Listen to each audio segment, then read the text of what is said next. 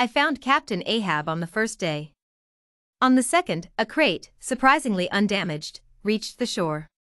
On both occasions, I had my trousers wet with seawater, but managed to get the stiff objects to the shore and in the shade of the palm trees. The contents of the crate were as follows: 3 candlesticks, a matchbox, 2 or 3 sharpened quills, a pint of ink, black iron gall, the Bible, the captain's log of almost no entries, a knife, sharp. It was a cruel play of destiny that I should find those items, almost none of which I could trade for food, should we reach the natives of the land. I, however, decided to make the most of them, and to thank the Lord I should find anything at all, since I had been bereft of my friends and my belongings. On the second day, I caught a sea turtle on the shore and roasted it on the fire.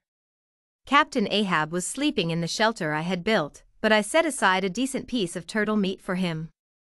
Water was a bigger problem, but after many an hour of wandering, I managed to find a spring of fresh water and to bring a drink to Captain Ahab in the turtle shell.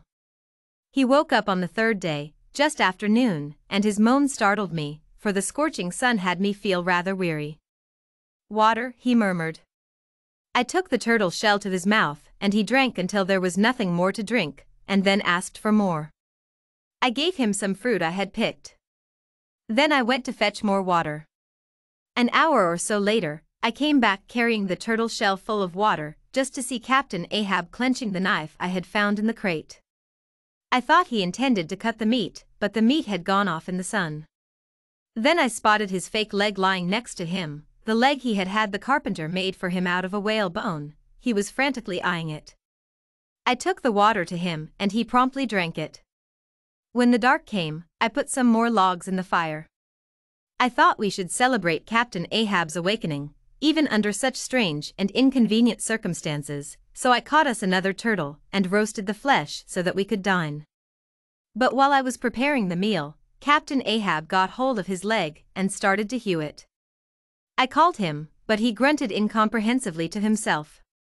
Then, when I tried to take him by his arm to make him sit by the fire and have supper, he took a swing at me and nearly got me with the knife, so I let him be.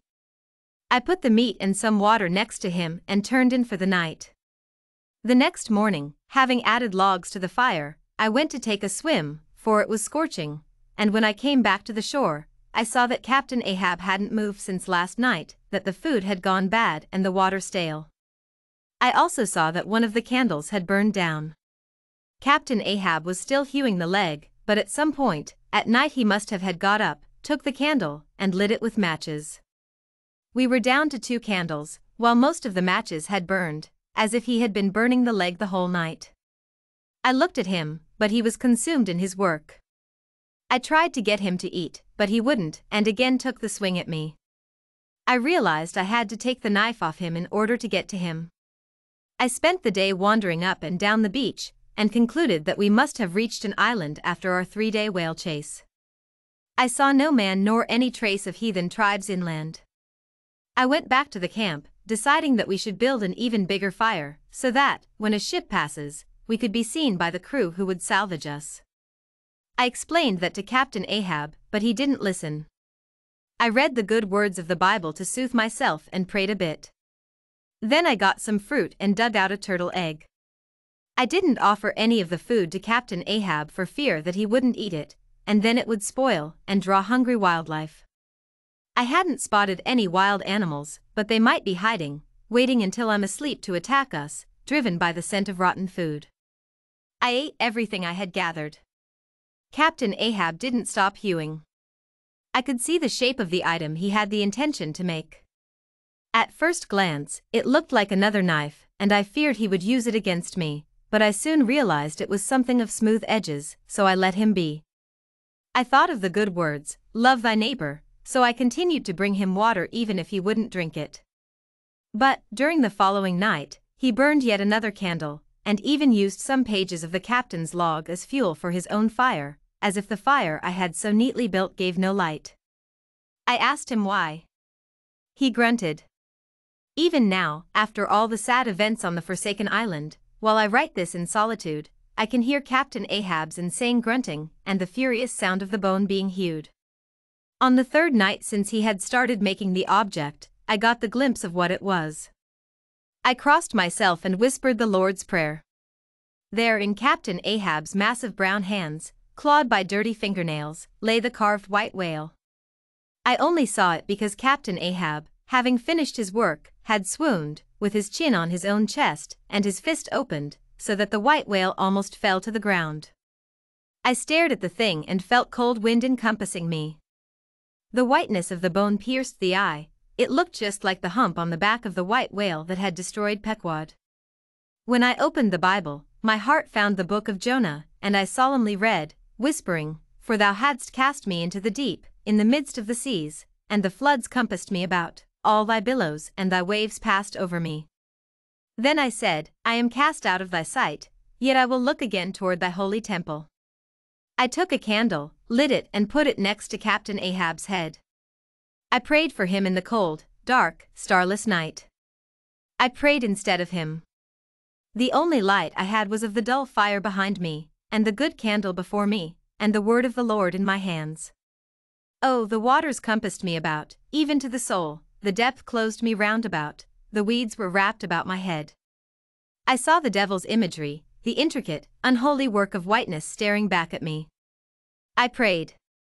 I went down to the bottoms of the mountains, the earth with her bars was about me forever, yet hast thou brought up my life from corruption, O Lord my God.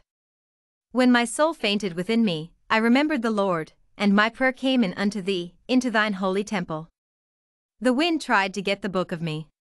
Captain Ahab's body moved before me, his clothes ripped by the wind, his fists clenching the air, his mouth voicelessly babbling. But in the midst of my prayer, the white whale opened its carved eyes, and its foul mouth full of teeth and weed. I saw the unholy image under the candlelight, an image familiar and savage in its familiarity. Then I saw the souls of my friends trapped in the jaws of the whale. I saw my reflection in its grin, as if it was trying to devour me, but the grin wasn't entirely that of an animal, but also that of a man. Suddenly, Captain Ahab opened his eyes. The knife was in his right hand and the idol in his left. His eyes were that of a madman, and his grin was of no Christian man. Oh, they that observe lying vanities forsake their own mercy. But I will sacrifice unto thee with the voice of thanksgiving, I will pay that I have vowed. Salvation is of the Lord. I grabbed the candle as if it were the Lord's sword and burned the idolatrous grin. The sea monster that had entered my captain's soul screamed. I screamed. It fought back. The great white tail swung back and forth at me, hitting me, but I lingered. The idol roared, biting into my flesh, but I endured. The face into which I pushed the holy candle was a mask, the sound that came out of its mouth was of the devil. I pushed the candle into the mouth of the monster until it stopped moving. When I stepped back from the body, I saw that the white whale had finally marooned and withered. The immensity of relief struck me, and I fell to my knees, thanking the Lord for having guided my hand. Salvation is of the Lord, salvation is of the Lord, I exclaimed. Captain Ahab had tried to use the candles and the holy light to awaken the unholy Leviathan, but my faith was stronger, and my dear captain can now rest in peace, free of the monster that had entered him. #.